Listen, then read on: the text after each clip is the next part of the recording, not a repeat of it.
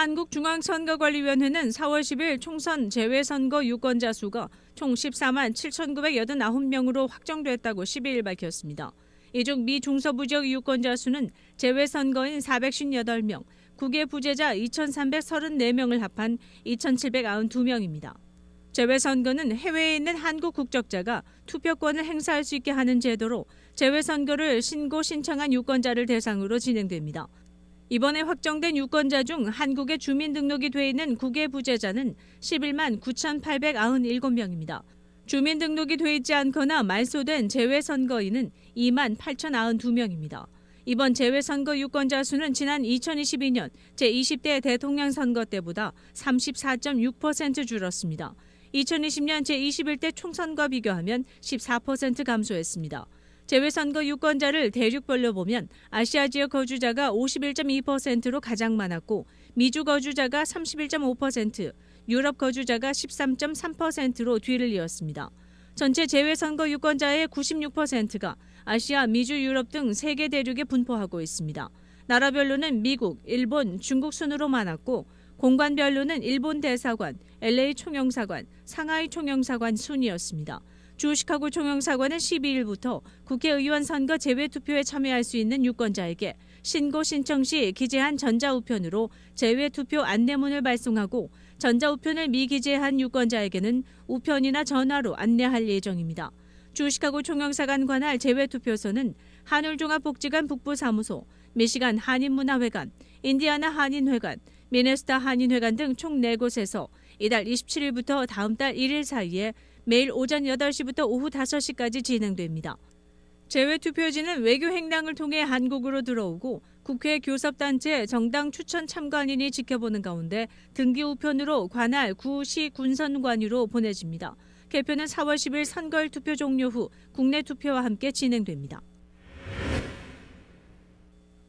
30대 한인 남성이 여자친구인 20대 여성과 함께 아파트에서 숨진 채 발견됐습니다.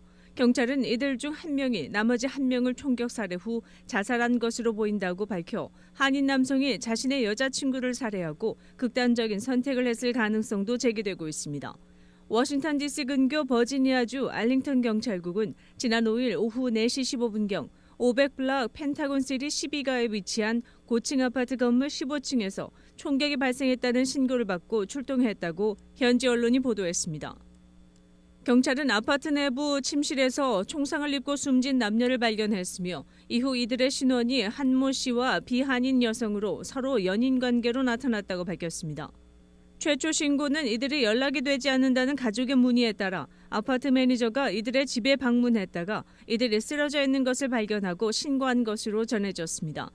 알링턴 경찰국은 수사 결과 사건이 발생한 아파트에서 외부 침입 흔적을 발견하지 못해 사망자 중 한 명이 상대방을 총으로 쏴 숨지게 하고 스스로 목숨을 끊은 사건으로 보인다고 밝혔습니다. 경찰은 사건의 동기가 이들 남녀의 동반 자살 시도였는지 아니면 연인 사이에 가정폭력에 의한 살해 후 자살이었는지 등을 밝히기 위해 추가 수사를 벌이고 있으며 정확한 사인 등은 검찰국의 조사를 통해 밝혀질 것이라고 전했습니다. 노후 삶의 안전판인 은퇴자금 계좌 401k 가입자들이 손해를 감수하면서 조기 인출하는 사례가 늘고 있습니다. 고물가로 생활비가 부족해진 탓입니다. 401k 조기 인출이 급증한 현상을 놓고 월스트리트저널은 미국인들이 401k 계좌를 마치 현금 인출기처럼 사용하고 있다고 11일 전했습니다.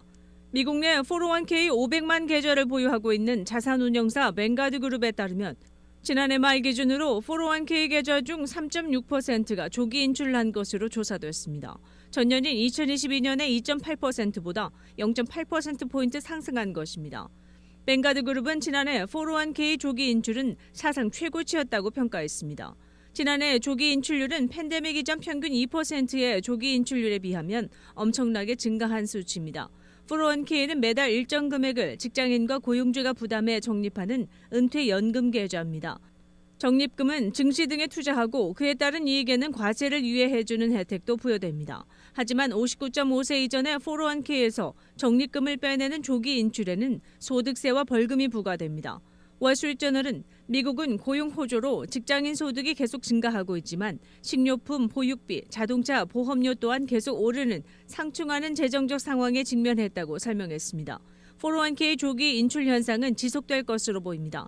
미국의 고물가 기조가 당분간 이어질 것으로 전망되기 때문입니다.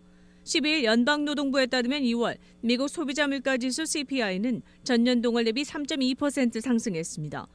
이는 월스트리트 전망치인 3.1%와 지난 1월 CPI 상승률 3.1%를 상회한 수준입니다.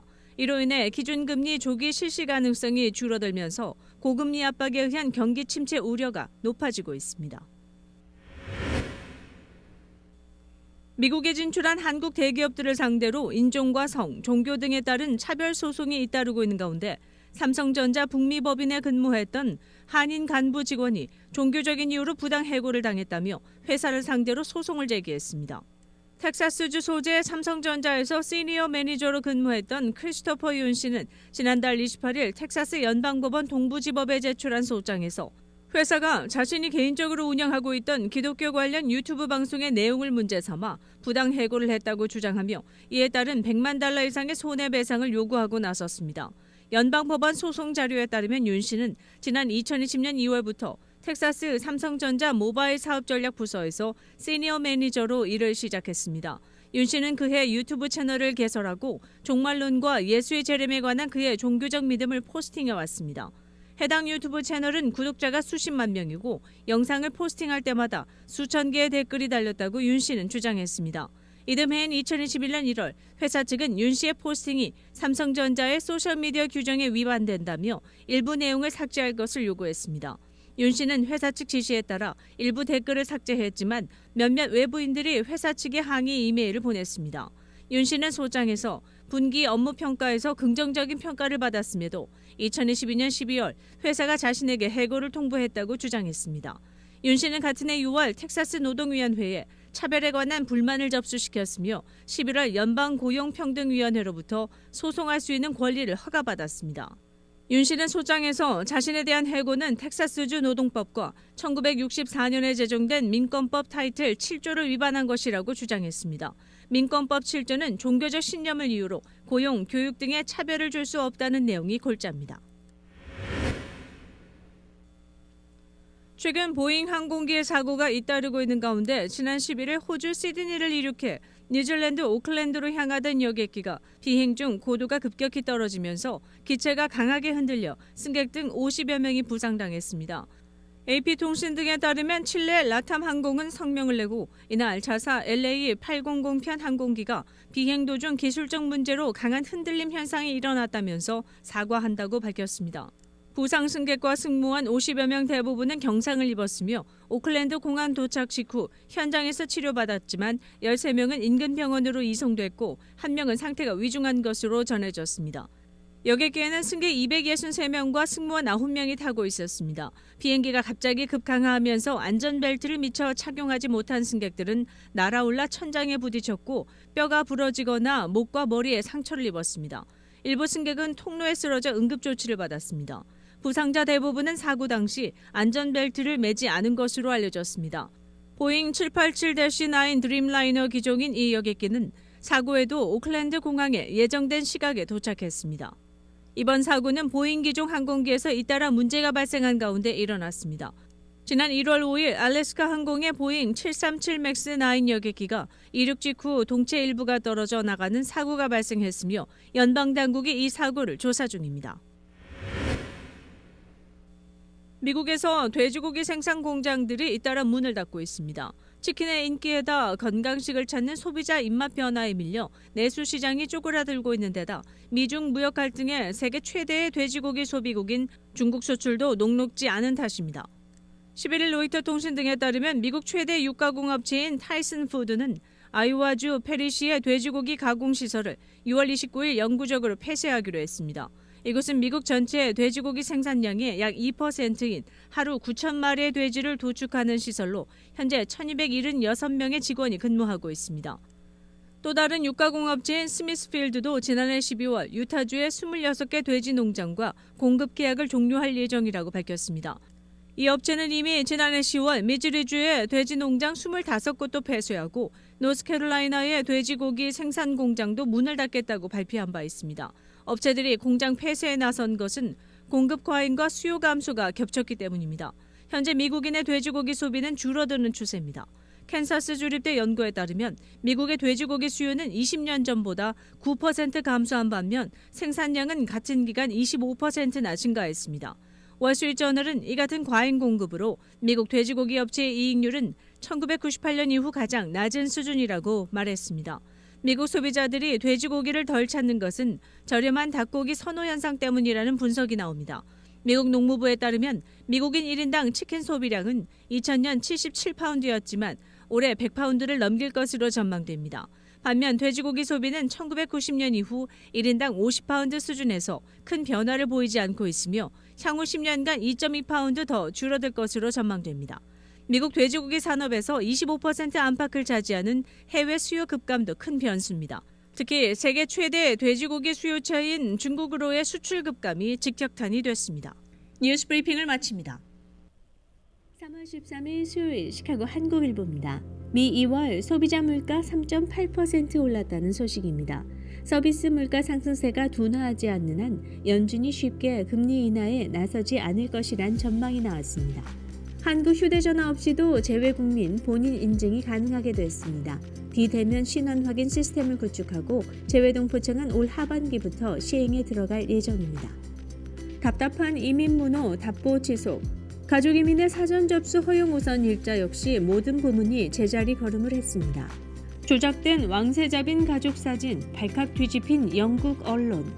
전문가들은 별다른 검증 없이 사진을 내보내기 바빴던 언론사들을 비판했습니다. 가장 많은 발행 부수 자랑, 최고의 광고 효과, 전자신문을 통해 가장 멀리 전파되는 신문, 디지털 프린팅 기법으로 선명한 컬러, 깨끗한 인쇄, 손에 묻어나지 않아요. 뉴욕 증시 상승세 버블 아니다. 실적에 기반. 여러분 곁엔 시카고 한국일보가 있습니다. 시카고 사람이라면 시카고 한국일보를 보셔야죠. 지금 문의하세요. 847-290-8282번입니다. 대학 등록금 마련에 유용한 각종 장학금이 소개되어 있습니다.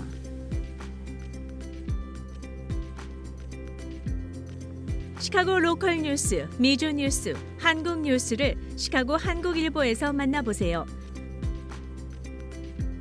탈북자 돕던 선교사가 든 러시아, 인질 외교 우려. 러시아가 한국인을 간첩 혐의로 체포했습니다. 시카고 한인 사회를 위해 만들어지는 종합 일간지, 시카고 한국일보. 아침마다 기다려지는 신문, 하루의 시작은 한국일보와 함께하세요. 구독료가 부담되시나요? 무료 전자신문을 구독해보세요.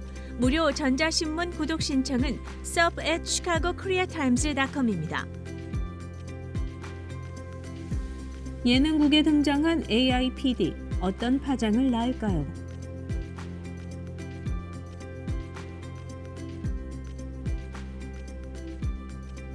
류현진 명품 재구에 기아 정예타선 쩔쩔.